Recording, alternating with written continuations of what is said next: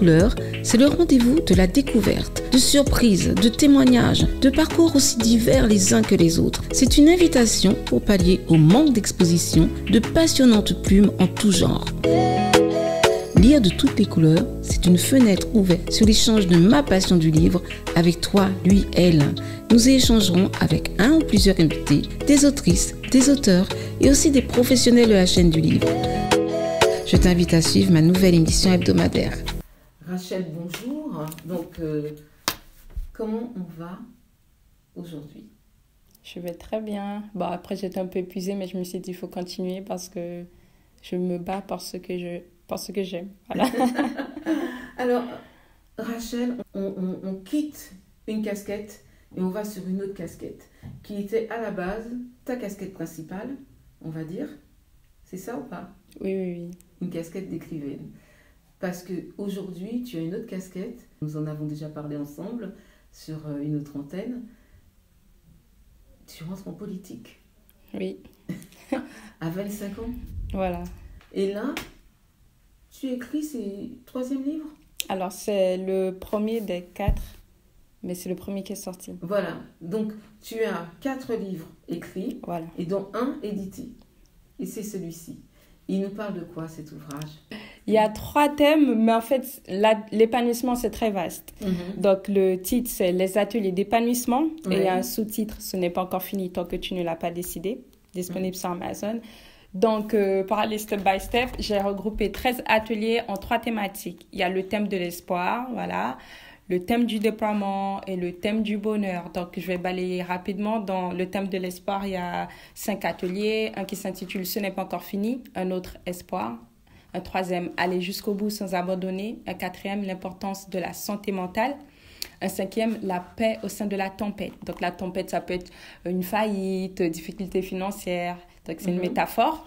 Pour le thème du déploiement, oui, il y a encore 5 autres ateliers. Il y a un qui s'intitule « Sors le vrai toi », un autre « Tu restes un diamant », voilà, un autre « Ne laisse pas les gens te limiter », un autre « Accepte d'apprendre », et un autre « Ne fuis pas le désert ». Le désert, c'est la solitude, entre guillemets, parce que parfois, on veut fuir la solitude, mais parfois, il y a de bonnes solitudes qui te permettent de prendre de meilleures décisions. Et c'est ce qui m'est arrivé en Belgique. Il a fallu que je sois confinée à l'étranger pour me mettre à écrire, pour sortir mon potentiel et pour apprendre à mieux me connaître. Donc, il y a des solitudes... Comme tu dis, à l'époque donc du confinement. Oui, à l'époque du confinement, du coup, en 2020. Oui. Et le thème du bonheur, donc là, il y a, on va dire, 3 ateliers. Il y a un, prends une retraite avec toi-même. Un autre, pause, arrête de courir pour rien. Parce que souvent, je cours aussi, mais je ne sais pas pourquoi je le fais. Et un dernier, bien s'entourer, la force de l'unité. Et jusqu'à présent, je continue à bien m'entourer. Je continue à sélectionner mes relations parce que ça, c'est la base de tout. Voilà. En fait, tu as décidé un jour d'écrire ce livre en plein confinement, d'accord? Donc, tu nous dis que tu as 4 ouvrages, en fait, écrits. Ouais. Ces 4 ouvrages qui ont été écrits, les 3 autres ont été écrits avant ou après? Alors ça, c'est le premier livre que j'ai écrit. D'accord. Et j'ai tellement aimé l'écriture que justement, j'ai trouvé une passion, donc je me suis mis à continuer d'écrire. D'accord. Voilà. Ouais.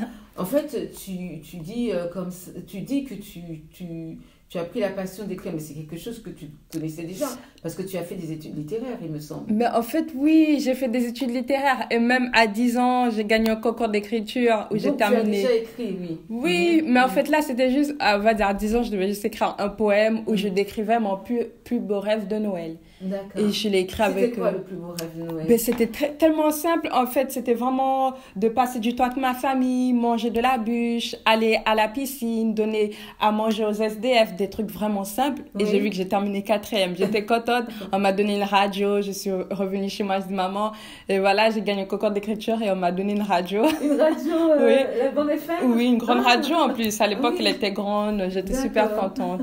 Voilà. Super. Et j'ai toujours le diplôme jusqu'à présent affiché dans ma chambre à 25 ans parce que ça me rappelle justement une partie de mon identité. Comme tu as dit, j'ai plusieurs casquettes. Alors là, c'était à Matoury, du coup, une ville en Guyane française. J'étais au CM2 et c'est ma maîtresse qui m'a forcée parce que bon, j'étais première de la classe. Elle a dit, Rachel, essaye ce concours d'écriture. Je lui ai dit, mais pourquoi elle insiste? Et c'est elle qui m'a offert mon premier journal intime et depuis, j'ai continué à écrire. Mais je crois que cette maîtresse, elle m'a ouvert les portes à l'écriture. Et elle t'a offert le journal intime à Noël. Après que tu... Alors, c'était, oui, avant le concours. D'accord. Donc, pour Noël, c'était une maîtresse tellement gentille. Elle a offert des cadeaux à tout le monde, mais je ne sais pas pourquoi. À moi, elle m'a donné un journal intime. Ouais.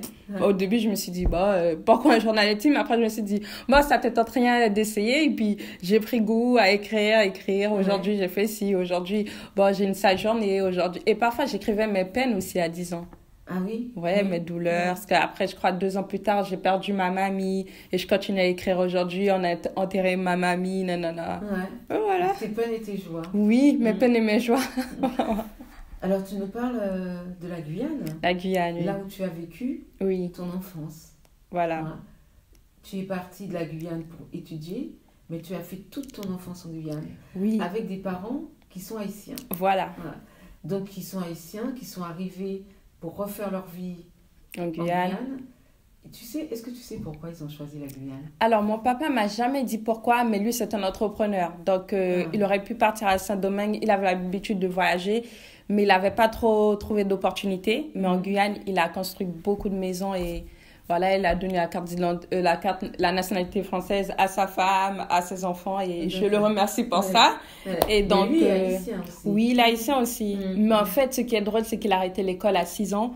Mais c'est devenu un autodidacte, un entrepreneur. À 6 ans. Ah, écoute, nous sommes sur Livre de toutes les couleurs, donc je t'en prie, raconte-nous cette histoire. Alors, il aime bien nous dire, moi, j'ai terminé l'école à 6 ans, parce qu'aujourd'hui, il est décédé, il est mort en 2016.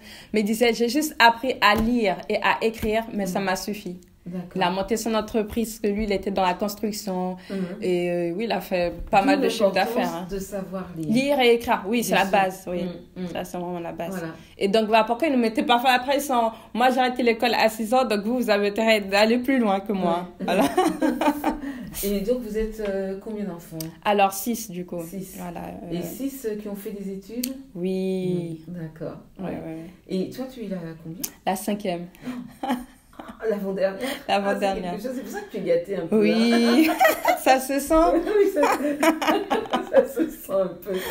Ça se sent. Et donc, tu as fait des études littéraires là-bas? Oui. En Guyane, oui. Le bac? Alors oui, en fait, j'ai fait un bac littéraire option internationale américaine. Donc, en plus d'avoir la littérature française, on avait aussi la littérature américaine. D'accord. Et j'ai vraiment pris goût à cela. En Guyane? Oui, en Guyane. Oui. Avec la littérature américaine? Oui. Super. C'était vraiment bien. C'est chouette. On a parlé de la ségrégation raciale, on a lu Hamlet, Oui, Shakespeare. Oui. C'était merveilleux. Oui. Bon, très dur, mais en même temps passionnant parce que j'ai découvert plein de choses. Moi, j'ai toujours été une personne curieuse et j'ai beaucoup aimé. Ouais. Et à un moment donné, tu t'en vas. Mais est-ce que tu écris... Oui, tu m'as dit que tu écrivais déjà enfant. Ou bien tu écris... Oui, journal intime. Oui. Là, ouais, je continue à écrire dans mon journal intime. Oui. Et j'avais toujours avec moi le diplôme de 10 ans, quoi.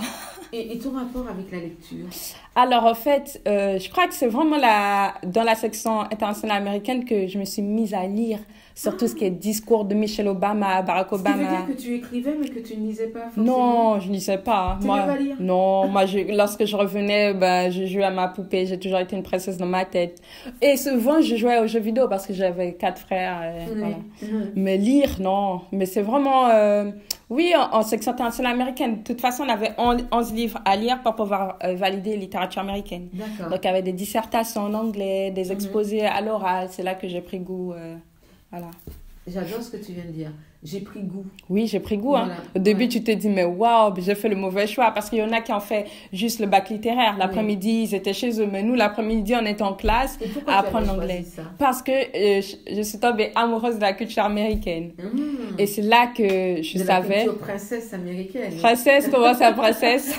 D'ailleurs, tu nous as dit que tu as toujours été princesse dans ma tête. Pas vraiment princesse parce que j'étudiais j'étudiais beaucoup. Je sortais de chez moi à 7h30, je revenais chez moi à 18h30. Ah oui. C'était fatigant. Ah oui, hein, parce que la section internationale américaine, c'est des heures supplémentaires. Donc, on avait 11 heures en plus comparé aux autres. Oui. Il faut avoir un courage. Il faut avoir un courage, surtout histoire-géographie américaine. En première, je crois que j'avais un prof entier, mais il était tellement dur. On devait faire 4 dissertations par semaine. Oh, lui, là. Mais ça m'a forgé, justement. Oui. Vraiment, ça m'a rendu plus forte. Voilà. Plus forte. Pour s'en se préparer aussi. Envie d'en connaître plus. Voilà. Ouais. Oui, parce que tu nous dis que tu as découvert donc, la littérature anglophone. Oui. Et la littérature classique. Hein. Oui, classique, Hamlet. Et on a lu l'anglais du 16e siècle, 1400. C'était très dur. Mais heureusement qu'on a eu l'édition où il y avait anglais 16e siècle et l'autre page anglais 21e siècle. D'accord. Donc, on pouvait souffler de temps en temps. Mais il fallait se préparer pour les dissertations. Donc, c'était tout en anglais. Ce qui veut dire que tu as une culture anglaise en même temps. Voilà. Une culture scolaire, en tout cas. Voilà. D'enseignement. Voilà. Tu parles anglais couramment? Bien sûr, oui. Bon, j'ai un peu perdu, mais je comprends et je peux parler... Voilà, avec n'importe qui. Donc, après avoir fait tes études, tu te décides à rentrer. Mais j'aimerais quand même ajouter un truc au bachelor humanité politique. Oui. Attention, j'étais dans un campus euro-américain. Donc là, j'avais encore... comme j'ai refait ma première année de Sciences Po, j'ai fait 3 ans dans un campus euro-américain. Il y avait des Américains dans ma classe. Tu es venue ici. Oui, ici. Voilà. Et donc, mon anglais, ma culture par les États-Unis s'est encore renforcée. Il y avait des Américains dans ma classe. On faisait des débats en anglais. C'était merveilleux. Waouh! Oui, parce que quand tu décides de partir, c'est toi qui décides, c'est pas tes parents. Non. Ils te disent, tu vas partir en Hexagone, faire tes études. Oui, parce que j'hésitais entre une prépa toujours littéraire et Sciences Po Paris. Après, bien sûr, the best of the best, c'est Sciences Po Paris. Mon prof littéraire. Oh, attends, je donne cette petite anecdote, vous allez rigoler. Alors, je voulais pas faire Sciences Po Paris. Un jour, je reçois un appel de mon prof de littérature, qui a toujours été poli. Il a dit, Rachel, il y a une collègue à moi qui a fait la présentation de Sciences Po Paris, tu devrais t'inscrire. Et les inscriptions se terminent dans 2 semaines. Et là, je dis, de toute façon, c'est pas pour moi, c'est de la politique, on me prendra jamais. Et là, il me dit, tu te fous de ma gueule? Moi, à l'époque, j'avais 16 ans, et puis mon prof qui me parle ainsi, j'ai dit, pardon. Oui, tu te fous de ma gueule. Et j'ai dit, pardon. Et là, il commence à me loger. T'as pas compris que tu es l'une des meilleures élèves de la Guyane. Quand tu veux quelque chose, tu l'obtiens. Va faire des recherches sur Sciences Po Paris. Ensuite, tu viendras me voir pour ton inscription. Donc, dans sa tête, j'allais m'inscrire. Il croyait plus en moi qu'en moi. Bon, je peux pas dire son nom, mais je le remercie aujourd'hui. C'est grâce à lui que je suis à Sciences Po Paris. Heureusement, tu vois, il y a des gens comme Ah oui, de bons profs. Heureusement, j'ai eu de la chance. Parce que tu avais un potentiel. Oui, tu as un potentiel. J'ai un potentiel. C'est pas que tu avais, tu as un potentiel. Il l'a discerné. Oui, tu l'as. Et donc, la décision est que tu arrives, donc tu réussis. Voilà. Sciences Po Paris. C'était pas évident, mais encore une fois, j'étais vraiment dans le bas de la culture américaine. Et chaque semaine, il y avait, on va dire, comme des associations qui faisaient une culture. Parfois, c'était la culture américaine, canadienne, parce que franchement, il y avait des étudiants à l'international. Il y avait même la culture outre-mer aussi. Oui. C'était vraiment bien. Parce qu'il y a une association d'outre-mer. Sciences Po. Et j'ai trop aimé. Oui. Et je pense que j'ai plus adoré mes années à Reims parce que j'étais avec des Américains que mes années à Paris. Là, j'étais dans un master finance et stratégie, les gens étaient solitaires. On parle de ton départ de la Guyane. Oui. Tu viens en Hexagone pour faire Sciences Po. Là, tu atterris où? À Paris? Là, j'atterris à Reims, dans le campus euro-américain de Sciences Po Paris, parce que Sciences Po Paris a 7 campus délocalisés en Hexagone. Il y a le programme euro-américain Reims, euro-allemand, euro-espagnol. Mais moi, j'adorais la culture américaine, donc moi, j'ai pris le campus euro-américain. Voilà. Donc, euro-américain à Reims. À Reims, Tu découvres Reims. Oui, Reims. Très belle ville. Est-ce que tu étais déjà venue dans l'Hexagone? Jamais, c'était la première fois. Donc, arrivé en Hexagone, hors des parents, en sachant que tu étais gâtée par toute la fratrie, en plus. Heureusement, j'avais une ex-belle-sœur qui me chuchotait de temps en temps, donc elle habitait à 20 minutes de chez moi. De Reims? Oui. En plus, une haïtienne, elle prenait soin de moi, je la remercie. Et là, tu fais la découverte et tu lis. Tu lis à ce moment-là? Alors, j'avais pas le choix parce que là, à Sciences Po, tu lis, on appelle ça readings. Tu avais des readings par matière, par semaine. Donc, je lisais au moins 50 articles par semaine. C'était plus élevé que la section internationale. Ce que tu devais lire pour le cours d'histoire. Le chapitre 1, le cours de sociologie, chapitre 1. Donc, à chaque fois, il y avait des readings toutes les semaines. Donc, en anglais. Bien sûr, voilà. Bien sûr, parce que tu as pris une... Voilà. Et après, donc tu viens à Paris? Non, après je vais faire ma 3e année d'échange universitaire en Belgique. Donc, voilà, parce que c'est obligatoire pour avoir le bachelor, partir à l'étranger. Encore une fois, un autre pays, je m'adapte. Mais ça va. Le plus dur, c'était en 2016. Là, j'avais pris l'habitude de m'adapter dans l'inconnu, quoi. Oui, en plus, en 2016, ton papa est décédé en 2016. Oui, c'était le premier semestre de ma première année. Mais il t'a vu partir quand même. Il m'a vu partir. Puis je me rappelle, lors de mon admission à Sciences Po Paris, il a pleuré. C'est la première fois que je le voyais pleurer. Tellement il était fier de moi. Vraiment. C'est formidable. C'est formidable. Et je crois, il m'a dit aussi, je suis fière de toi. Je retiendrai toujours cette phrase. C'est quelque chose que tu gardes. Bien sûr. Ouais. Et aujourd'hui, il sera encore plus fier. Bien sûr. Et alors donc, tu pars en Belgique. En Belgique. Là, on est en quelle année? Alors là, on est en 2019. Et là, je suis acceptée dans le campus l'Université catholique de Louvain et j'étais dans l'Institut d'études européennes. Bon, on va parler de politique après, mais c'est là que j'ai tout découvert sur la politique européenne, budget européen, financement européen. Oui, tu avais les pieds dedans. Là. Voilà, là c'était en français, donc ça va, je pouvais respirer, mais j'ai trop aimé, j'ai visité toutes les institutions européennes, c'était une belle expérience. Donc là, ton enseignement, il passe en français? Oui. On quitte. Oui, parce qu'on a le droit de choisir la langue quand tu es à l'étranger, c'est vraiment light. Ok, voilà. Et donc là, tu choisis français? Oui, et en fait, toutes les matières sont en français. Voilà, d'accord, donc ça va. Voilà. Et après, on a le Covid. Voilà. Et là, je me dis, mince alors. Parce que tout le monde attendait impatiemment de partir à l'étranger. Et là, tu te retrouves confiné. Mais heureusement que j'étais dans un appartement où il y avait six autres filles. Bon, après, il y en a qui rentraient voir leurs parents. Il y avait 2 ou 3 qui venaient de temps en temps. Donc, je pouvais un peu échanger. Et heureusement aussi que j'avais une famille spirituelle. Donc, j'allais prier 2 fois par semaine. Et donc, parce que tu as une foi de l'église protestante. Voilà. Et ça, c'est quelque chose qui m'a beaucoup aidé. Oui, qui t'aide encore. Bah oui, en plus, j'avais le deuil de mon grand frère. Je l'ai perdu en 2020. Et là, j'ai vraiment eu la solidarité. Ton grand frère, il est décédé avant le Covid? Pendant. Donc là, tu te retrouves justement avec la perte de ton frère. Voilà. Et est-ce que c'est à ce moment-là que tu Bien sûr. C'est là que... Mais j'ai dit, vas-y Rachel, étant donné que j'avais l'habitude depuis petite d'écrire mes joies et mes souffrances, parce que même à l'heure actuelle, à 25 ans, l'écriture est devenue une thérapie pour moi. Et même quand je vais pas bien, je médite mes anciennes écritures et je reviens sur pied. Mais je continue à lire. Aujourd'hui, je lis un livre qui s'intitule Be the Best. La deuxième, Domine. Voilà, donc là, il te dit, tu dois dominer dans ton domaine et tout. Et donc, c'est souvent des leaders un peu chrétiens. Ça, ce sont des ouvrages un peu PNL. Oui, on va dire ça. Ça. Tu es attirée aussi par ça. Oui, ça m'aide beaucoup. La position mindset. Parce qu'on a besoin du mindset. Politique, 25 ans, c'est rare. Le mindset, c'est quoi exactement? Le mindset, c'est vraiment la manière de penser, ton mental face aux difficultés. Comment tu réagis. La manière de penser plutôt positive. Oui, et on n'a pas le choix. Si tu penses négatif, tu vas échouer. Mais si tu penses positif, comme disent les Américains, tout va bien se passer. Voilà. Et toi, tu es dedans après. À fond, je n'ai pas le choix. Il faut que je pense positivement, sinon je vais abandonner avec tout ce qui se passe dans le monde, la crise, la guerre, l'inflation. C'est catastrophique. Donc, autant travailler ses pensées, quoi. C'est un peu ton message aujourd'hui envers les jeunes. Bien sûr, envers tout le monde. Oui, en plus envers les jeunes, il faut continuer à y croire, continuer de rêver. Parce qu'aujourd'hui, on n'a plus envie de rêver. Quand on voit tout ce qui se passe, les gens n'osent même plus regarder les infos. Ils se disent, c'est compliqué. Oui, c'est fou. C'est fou. Et donc là, un petit peu pour combler ce départ de ton frère, tu décides de te remettre à l'écriture? Oui, et à l'époque, justement, il y a des journalistes qui déclaraient qu'il y avait pas mal de burn-out chez les jeunes au niveau de la santé mentale. Et on en parle rarement, alors que c'est très important. Et là, je me suis dit, moi aussi, je connais un burn-out, mais moi, je vais me relever, je vais travailler ma santé mentale et donner même des clés aux autres jeunes pour qu'ils puissent se remettre par rapport à leur santé mentale. C'était un burn-out sentimental, toi?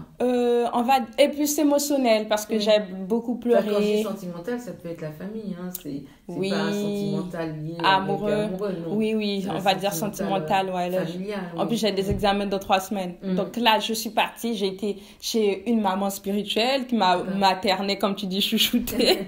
Après, je suis revenue et j'ai continué mes projets. Voilà, j'ai réussi mes examens. Je me suis dit, de toute façon, je dois avancer, j'ai pas le choix. Et tu écrivais? Voilà. Tu as fait un plan pour ton écriture? Alors, franchement, pour mon premier livre, j'ai beaucoup demandé... j'ai demandé pas mal de conseils à mon mentor, mais le deuxième, c'était naturel. Qui est ton mentor? Alors...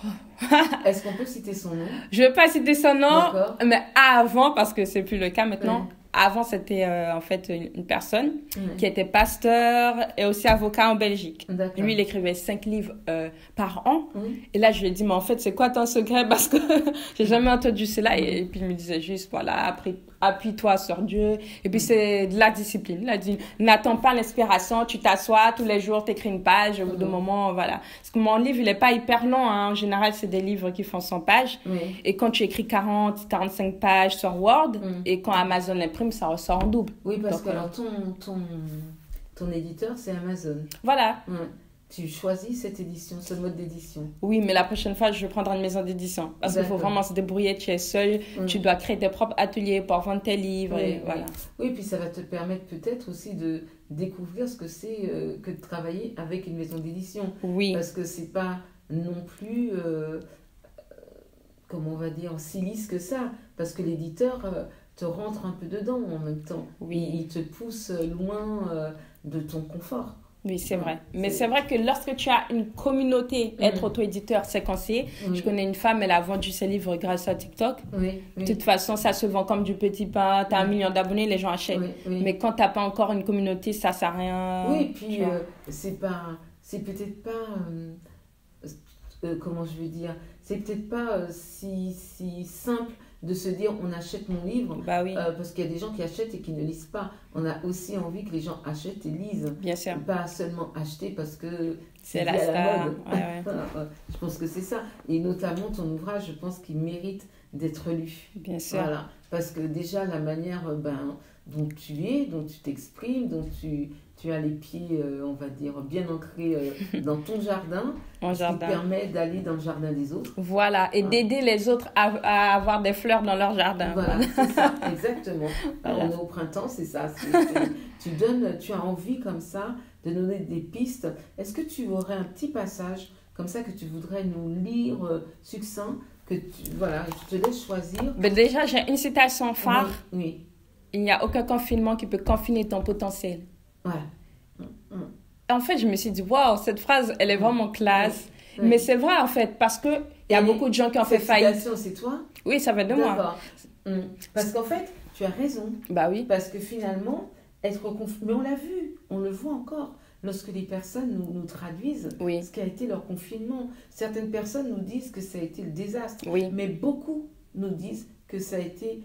Ce qui est dommage, c'est qu'on n'a pas gardé certaines choses, mais beaucoup de personnes témoignent que ça a été quelque chose de positif dans leur façon de penser. De penser, oui. On peut regretter qu'ils ne mettent pas voilà, que ça a été un peu oublié pour certaines personnes. On avait dit qu'on allait vivre dans un autre monde, mais bon. Et je me suis failli tromper sur le choix de mon master parce qu'on avait, je crois, 1 ou 2 mois pour choisir son master. Mais parce que j'étais confinée, j'ai réalisé que, en fait, non, je veux me lancer dans l'entrepreneuriat, donc je vais prendre le master en finance et stratégie. En fait, j'ai tout changé. Et j'ai tellement réfléchi en profondeur de ma vie, la trajectoire de ma vie, j'en parle dans mon livre, parce qu'il faut prendre le temps de se poser pour écrire la trajectoire de sa vie. Sinon, on sera influencé par les autres, sa famille, son entourage. Ouais, c'est ça. Et donc, vas-y, dis-nous. Alors, prendre une retraite avec toi-même. Ça, franchement, je pense que c'est un atelier qu'on aura besoin jusqu'à sa mort. Il faut travailler, mais il faut prendre des pauses. Surtout avec soi-même. Il ne faut pas juste partir à la plage. Tu peux prendre une retraite avec toi-même, tu es chez toi, tu mets, je sais pas, un petit instrumental de piano, et là, tu réfléchis. Qu'est-ce qui a été, qu'est-ce qui n'a pas été, quelle relation que je dois couper? Parce que chaque année, ça choque, hein. Mais tu dois couper des relations et avoir d'autres relations. Et pour avoir d'autres relations, tu dois te débarrasser, entre guillemets, de tes anciennes relations. Si tu veux monter d'un palier, tu veux monter d'un autre niveau d'excellence, bien sûr, c'est d'autres personnes qui vont te tirer là-bas. Et chaque année, je rencontre des gens encore plus excellents et donc je laisse derrière moi des gens qui sont plus au même niveau que moi. D'accord. Ça, il faut être sincère. Hein. Oui. En fait, il faut que là, tu es en train de nous dire qu'il faut qu'on arrive à déceler qui, on va dire, qui a un boulet, c'est ça? Bien sûr, il y aura toujours. Il y en aura toujours. Et moi, je préfère être cash. On parle crûment. Il faut parler crûment. Et justement, l'année dernière, j'ai perdu des centaines de relations. Mais cette année, c'est incroyable. Depuis que j'ai mis mes pieds dans le monde politique, je rencontre des gens incroyables. Donc, ça m'a fait mal, hein, parce qu'au début, tu as l'impression de ressentir un vide. Il y a pas mal de personnes qui me quittent ou qui m'envient. But you don't care, parce que le plus important, c'est ton excellence. Et ton excellence attire d'autres opportunités. Là, tu dis qu'ils me quittent. Ouais, des gens qui... Il y a certaines relations, j'ai perdu. Oui, mais alors, ça veut dire que, en fait, tu n'as rien fait non plus pour les garder. En fait, c'est juste automatique. Mon petit frère qui est très sage, appelle cela le recyclage relationnel. D'accord, c'est le dernier, c'est celui qui est après toi, alors? Non, oui, c'est le dernier. Il me coach parfois. Il a dit, ça s'appelle le recyclage. Tu fais les tris et parfois, tu n'as même pas à faire les tris. C'est parce que tu montes en excellence que les gens, justement, commencent à t'envier. Donc, ils ne t'envoient plus de messages. Et donc, tu tries, tu avances. Bon, ça fait un peu mal parce que tu te disais, mais je pensais vraiment que c'était mon ami. Mais au final, tu vois, il y a un monsieur qui a dit, avec le temps, on voit qui est qui. Les masques finissent par tomber. Mais c'est pas grave. Autant le savoir dès maintenant. Comme ça, tu n'emmèneras pas ces personnes avec toi dans le sommet. Parce que j'ai dit dans mon livre, il faut faire attention à qui tu parles de tes projets. Parce qu'il suffit que tu confies quelque chose de très intime sur toi à la mauvaise personne, elle a tout pour te faire chuter. Surtout en politique, voilà. Alors, franchement, moi, j'aime beaucoup mon livre, donc je sais pas quelle citation je dois te dire. Alors, ok, j'aime beaucoup ce passage. Je cherche d'abord à m'assurer que je vais bien mentalement avant de vouloir poser une action ou de m'engager dans tel projet avec telle personne. Si je me perds, alors j'ai tout perdu. Voilà. C'est incroyable. Bien sûr, si je me perds, je ne peux pas être la candidate que je veux être, je ne peux pas être la coach que je veux être. Et si tu te perds, tu ne peux pas finir d'écrire ton livre. Ah, c'est sûr, je ne pourrai jamais finir mes projets. Parce que je regarde, là, c'est quelle page? Alors, la page 97. Oui, d'accord. Voilà. Et c'est une centaine de pages. Oui, ça dure 120 pages. Voilà, donc tu es presque arrivé à la conclusion. Voilà. Et là, tu nous écris ça. Et est-ce que c'est à ce moment-là peut-être que... tu es obligé de te recentrer, il y a quelque chose qui te fait que tu es obligé de te recentrer dans ton écriture. Comment ça t'est venu cette phrase? En fait, je vais te citer la suite et tu vas comprendre. Mon mentor aime bien dire que si on perd le pouvoir dans tous les domaines de notre vie, alors on perd notre vie. Et après, je dis, j'aime beaucoup cette phrase. Nous vivons en effet dans un monde où tout va vite. On peut très vite se perdre par les changements et autres surprises, mais assure-toi de ne jamais te perdre. Tes convictions, tes standards. C'est ça, se perdre. Alors, je connais beaucoup de personnes. En fait, je parle ça dans mes coachings d'art oratoire. Il faut mourir à l'approbation des gens. Souvent, ça choque les gens. En fait, si tu vis pour plaire aux gens, tu vas commencer à porter un masque. Donc, tu vas attirer à toi les amis de la personne que tu prétends être. Et donc, avoir de faux amis. Donc, autant être authentique, sachant que ton authenticité ne va pas plaire à tout le monde. Mais tu attireras à toi une communauté authentique, un conjoint authentique, des amis authentiques. Et ça, c'est la fondation de ma vie, l'authenticité. Voilà. Ouais. Fondation de ta vie. Oui. Et tu as 25 ans. Voilà. Et souvent, même quand j'ai un mentor en politique qui me dit, oui, tu dois essayer d'avoir telle posture, je lui dis, c'est pas moi. Ok, je sais, il faut que j'essaie d'avoir une posture de politicienne, mais je resterai Rachel Castin. Je ne veux pas parler comme Michelle Obama ou comme Rachida. Moi, je veux être Rachel. Rachida, elle est déjà prise. Autant être Rachel, non? Non, mais il faut être sincère. C'est comme les super-héros. Les super-héros, il y en a qui sont déjà pris. Voilà. Donc, autant être ton super-héros et ta super-héroïne. Et Rachel, comment ça s'appelle? J'adore la pochette c'est vrai. La couvre de l'ouvrage parce que, oui, ça fait penser un peu, comme tu dis... tu peux le dire. Madame Obama, Michelle Obama. Mais je dis, pourquoi pas? Pourquoi pas? Pourquoi pas? Parce que même si, comme tu dis, elle est prise au niveau de sa façon d'être et tout, mais il n'empêche que justement, l'image de la photo, cette couvre, quand on la voit dans les rayons, tout de suite, on se pose question. Et en toute sincérité, la page de couverture, elle était catastrophique. Je voulais mettre des nuages, j'étais encore dans le moment de bisounours. Et je crois que c'est ma soeur qui a dit, Rachel, ça le fait pas. Hein. Ta soeur. Ouais. Après, j'ai fait appel. Vous avez quand même quelque chose, vous consultez dans la famille. En fait, à l'époque, j'étais en Guyane en vacances. Et elle a dit, c'est ça ta page de couverture? J'ai dit oui, c'est pas ouf. Hein. Elle est sincère. Quand c'est moche, je me dis, Rachel, là, c'est moche, je fais un truc.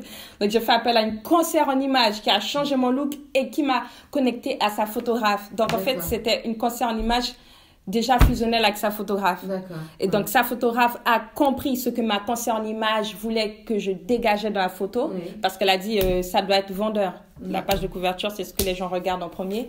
Et là, franchement, on a fait le shooting photo. Elle est venue avec un drap tout de noir. Je me suis habillée tout de noir. Et là, elle m'a dit, regarde vers le haut.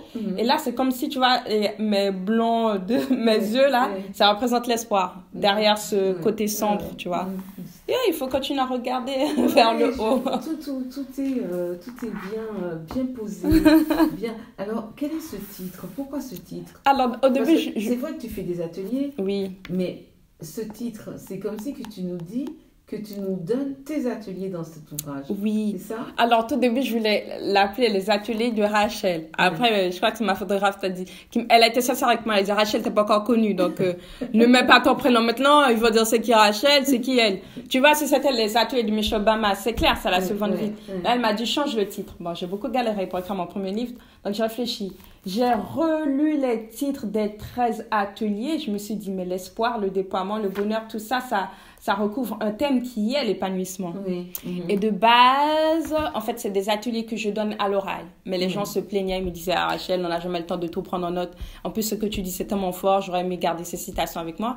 Et là, c'est un ami qui m'a dit, pourquoi pas regrouper ces 13 ateliers en un livre? Je lui ai dit, moi, je suis étudiante, j'ai pas le temps, qu'est-ce que tu racontes?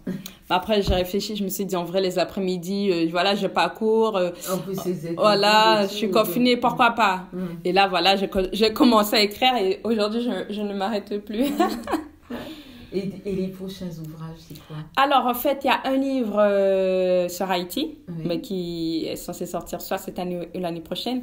Et il y a un livre sur la politique américaine que je vais écrire avec mon prof d'anglais de Sciences Po Paris. C'est tellement, en fait, c'est très drôle. Parce qu'en fait, c'était un cours tellement passionnant. C'était pas vraiment un cours d'anglais. On parlait de politique américaine. Après, à la fin, j'ai dit, monsieur, c'est inspirant, en fait, tous vos cours. Souvent, j'avais ce cours avant les mathématiques. Les mathématiques, c'était tellement dur. Mais je revenais en mathématiques avec du peps. Je dis, monsieur, vos cours d'anglais sont passionnants. Et là, il m'a avoué qu'il avait sorti un livre et que, justement, lorsqu'il avait écrit sa thèse, ben, figure-toi que son jury a volé sa thèse. Il a sorti le livre de mon prof qui a eu un succès. Et là, j'ai fait, waouh, je ne sais pas comment vous avez fait pour vivre cela, mais je comprends votre souffrance. Mais par contre, j'aimerais écrire un livre avec vous sur la politique américaine. Il m'a dit oui. Parce qu'au début, je stressais. Je me suis dit, ça se trouve, il va dire, qu'est-ce que cette gamine, cette étudiante va m'apprendre? Mais il a été tellement humble. Il a dit oui, je vais l'écrire avec toi. Ben, après, c'est vrai que j'étais la meilleure dans le cours. Je gagnais tous les débats. Donc, il a dit oui, je vais l'écrire avec toi. Voilà. Parce que tu as le pitch. Hein. Voilà. C'est là, on reconnaît la patte. C'est-à-dire que c'est comme tu es né avec une flamme pour devenir une politique. Oui, voilà. Je me sors du code de cela dernièrement. Après, j'ai toujours aimé m'exprimer. J'ai fait 3 ans de théâtre, 5 ans de danse. Mais c'est vrai que la politique... Est-ce que tes 5 ans de danse, tout ça, théâtre et tout, est-ce que c'est ce qui t'aide aujourd'hui dans le sens où tu as coaché, il me semble, plus d'une centaine de personnes? Alors, 140 personnes, 140 personnes en tout. Coaché. Oui, coaché. C'est-à-dire 140 une à une. Oui. Après, non, pas une à une, on va dire, j'ai coaché 50 personnes en groupe, et le reste, oui, une à une. Donc 100 personnes, une à une. Ça veut dire que tu les suis, tu les as suivis dans leur vie, tu les as conseillés, parce que c'est ça le coach, hein, le coaching. Donc ce sont des personnes que tu as coachées pour le professionnel? Alors, j'ai commencé de base par le coaching en développement personnel, ensuite j'ai switché dans la prise de parole en public. D'accord, prise de parole en public.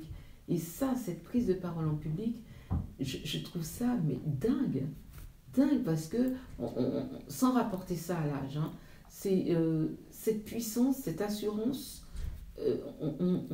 j'ai l'impression que tu es né, il y a des personnes qui naissent avec une épée de Damoclès au-dessus de la tête. Et toi, on dirait que tu es né avec une étoile de mer.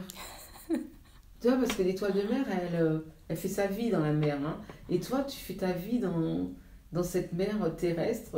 Voilà, j'ai l'impression que c'est ça. J'ai dû briser les glaces pour arriver là où je suis. Par exemple, en 2022, j'étais dans un j'ai eu un CDI, dans un grand cabinet.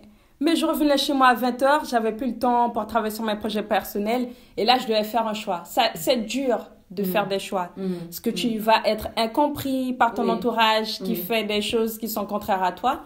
Mais au final, tu le fais pour ton épanouissement. Et aujourd'hui, personne ne peut l'arracher. Parce que j'ai dû payer des sacrifices, faire des sacrifices pour être là où je suis, monter mon entreprise. Mais au final, je me suis dit... On va le dire tout simple. À 25 ans, on aime bien aller en boîte de nuit. Voilà.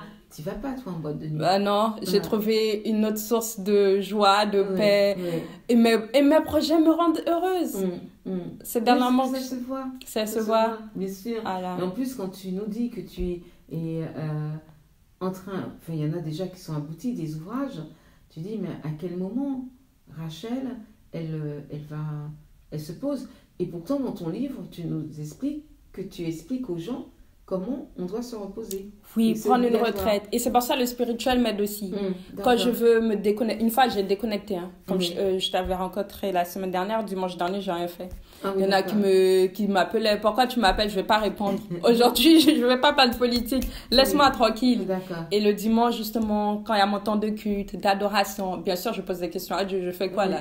Et je suis perdue, aide-moi. Mais bien sûr, faut pas que je le montre au public. Et donc, le côté spirituel m'aide à avancer. Il y en a, c'est le yoga. Il y en a, c'est le Bouddha. Moi, c'est le protestantisme. Ma relation avec le Saint-Esprit, parce que souvent, on parle pas trop du Saint-Esprit. Et celui qui me remplit de sa paix, de sa joie. Et quand je dois faire un break, je fais mon break. Tu n'as jamais eu, à un moment donné, on va dire, un détournement de ta foi? Alors, pas un détournement, mais des périodes de doute. Quand je perdais mon frère, j'ai perdu mon père, je dis, Dieu, il se passe quoi là? Qu'est-ce que tu fais là? T'es sûr que tu veux mon bien? Bien sûr, c'est comme une relation avec une personne. Au bout d'un moment, tu remets en question ta relation. Mais moi, je te faisais confiance. Pourquoi t'as pas pris soin de telle personne que j'aimais? Et puis, avec le temps, il ne pourra pas tout te dire à l'instant T. À l'instant T, tu dois continuer, tu vas pleurer, mais tu dois te relever. Ça fait partie du cycle de la vie. Mais après, avec le temps, tu commences à comprendre certaines choses. Tu commences à guérir, comme tu as dit, voilà, de tes émotions. Aider d'autres personnes à guérir en même temps. Et à être humble aussi, parce qu'avant, je me croyais trop forte. Je ne ferais jamais d'erreur. D'accord. Avant, tu croyais, tu avais une foi... sans je pensais que Dieu allait jamais me décevoir. D'accord. Et là, quand tu perds des êtres chers, bien sûr que tu es déçu. Tu te dis, t'es Dieu ou t'es pas Dieu? Il faut être sincère. Mais avec le temps, tu te dis, bon, voilà, Rachel, fais-le confiance. Et même quand je prie pour qu'il me connecte aux bonnes personnes, au bout de 3 jours, ça arrive. D'accord. Voilà. Ça, donc, j'aime beaucoup ça. Il ne me lâche pas dans mes projets. Et là, j'ai besoin de connexion. Dans tes ouvrages, est-ce que tu parles de Dieu? À la fin. À la fin. Voilà. La dernière page où j'explique qu'est-ce que c'est mon secret.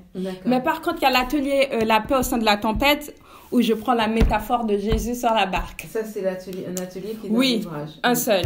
Et là, j'explique que l'attitude de Jésus est un peu sage. Parce qu'en fait, dans la barque, il y a une tempête et là, il y a les disciples qui se réveillent. Au secours, on est en train de crever. Et là, je dis, c'est souvent notre attitude. Quand il y a une faillite financière, au secours, je coule là. C'est mort. Mais en fait, on n'est pas obligé d'agir par la peur parce que la peur paralyse nos actions. Une citation de mon livre. Restez tranquille. Même Jésus s'est levé, il a dit à la mer, tais-toi. Et la mer s'est arrêtée. Quoi. Enfin, il a dit à la tempête, tais-toi et la tempête s'est arrêtée. Donc, c'est un ouvrage que tout le monde peut lire. Oui, bien sûr. Et voilà, c'est pas... non, c'est pas un ouvrage de Jésus, voilà quoi. Non, au contraire, c'est un ouvrage bien combatif et qui redresse. Voilà, sur la réflexion, la vie. Pourquoi tu fais ce que tu fais? Tu nous as cité une citation tout à l'heure. Est-ce que tu en as une autre personnelle? Dans mon livre ou en dehors de mon livre? Peu importe. Be yourself, love yourself, period. C'est-à-dire? Be yourself. Sois toi-même. Sois toi-même, oui. Aime-toi. Point final. C'est ça. Tout part de là. Parce que je m'aime, je peux aider les autres. Parce que je suis authentique, je peux aider les autres à être authentique. C'est mon 3e module de la prise de parole en public. Comment être authentique dans la prise de parole en public. Si tu tombes dans la comparaison, les gens, tu vas pas rester dans l'esprit des gens, tu vas pas les marquer. Limite, ils vont dire, ça c'était du Michelle Obama ou ça c'était du François Hollande. Mais non, tu dois être toi pour pouvoir impacter les autres, pour que les autres se disent en sortant de ta conférence, oh j'ai trop aimé lorsque elle a dit, je sais pas, be yourself, ou lorsqu'elle a dit n'oublie pas qui tu es. Et puis les gens commencent à partager tes citations parce que tu as été authentique. Voilà. Quelle est ta présence sur les réseaux sociaux? En ce moment, par TikTok, tout est délégué parce qu'il y a une personne qui s'occupe de la communication politique. avant, j'étais beaucoup sur Instagram, mais en période de campagne, j'ai pas trop le temps. Mais sinon, j'essaye de poster des citations sur Instagram, WhatsApp, LinkedIn. À un certain moment, j'ai grave été sur LinkedIn par rapport à mon business parce que là, tu rencontres tout le monde. LinkedIn, parce que tout à l'heure, tu nous as dit que tu travaillais et tu as un jour décidé d'arrêter ce travail pour devenir entrepreneuse. Voilà, en 2022, voilà, je me suis mise à temps plein. Non, j'ai été diplômée en 2022, mais je me suis mise à temps plein en 2023. Voilà. Carrément. Voilà. Comme ça. Et ça a changé ma vie. Et c'est ce mindset qui me met jusqu'à aujourd'hui en politique. Sortir de ma zone de confort, rencontrer les gens, networker. Tout ça, c'est du business en vrai. Mais je l'avais déjà acquis parce que, comme tu as dit, j'ai pris le courage de me lancer et de sortir de ma zone de confort. Et là, on va tourner une toute petite page juste pour conclure notre conversation. On va aller vers la politique parce que tu te présentes pour être eurodéputée. En 2024, les élections de juin. Oui, début juin, c'est du 3. Alors, la région? Alors, moi, je représente la circonscription Atlantique, c'est 6 départements d'outre-mer. Donc, il y a la Guyane, Guadeloupe, Martinique, Saint-Martin, Saint-Barthélemy, Saint-Pierre et Miquelon. Ah, quand même. Ouais. Et pour défendre quoi? Je vais défendre, là, je sais que je n'ai pas beaucoup le temps, mais je vais défendre 2 points. Premier point, le développement de l'agriculture dans les Outre-mer. Deuxième point, le budget européen par rapport aux Outre-mer. Parce que de 2014 à 2020, il y a des centaines de millions d'euros qui ont été accordés aux Outre-mer, mais force est de constater qu'il y a toujours de la violence, des inégalités sociales, économiques. On ne sait pas comment se passe la redistribution des richesses. Et ça, c'est tous ces points que j'aimerais défendre au Parlement. Donc, j'espère que tu vas aussi défendre la lecture dans nos départements. Ah oui, la lecture, comme tu as dit, c'est très important. La littérature. La preuve de ton père. Oui. Excuse-moi Oui. Voilà, mais quand on lit et quand on sait écrire, et je dirais même, surtout quand on sait lire. Parce que écrire, ça peut être... Mais les personnes qui savent lire, elles vont arriver. Ça, c'est vrai, la lecture, c'est très important. Et ça fait partie de d'un de mes ateliers de mon livre, Accepte d'apprendre. Et je dis que lorsque tu apprends, tu peux aider les autres à apprendre d'autres choses, mais surtout on apprend des autres. Et bien sûr, tu apprends des autres en lisant les biographies, je sais pas, des personnes inspirantes. Donc, la lecture, c'est très important. Donne-nous un petit mot sur ce que tu aimerais avoir le plus au niveau de la lecture dans nos départements. Alors moi, j'aurais bien aimé qu'on parle de nos leaders. Oui, nos leaders antillais, nos leaders d'outre-mer, parce que... Qu'on les fasse plus lire à l'école. Voilà, que de lire Napoléon. Parce que moi, on m'a beaucoup parlé de Napoléon quand j'étais en primaire. L'enseignement, c'est ça. Voilà, mais de l'enseignement, on ne parle pas de nos leaders d'outre-mer. Ça, j'aimerais bien qu'on en parle. Donc, tu vas aussi défendre ce genre de choses. Bien sûr, avec plaisir. Merci beaucoup, Rachel. Merci à vous. Retrouvons-nous chaque jeudi avec un nouvel épisode, lire de toutes les couleurs. En belle Thibaut et surtout faites des bêtises. Ouvrez des livres. À la semaine prochaine. Bye bye.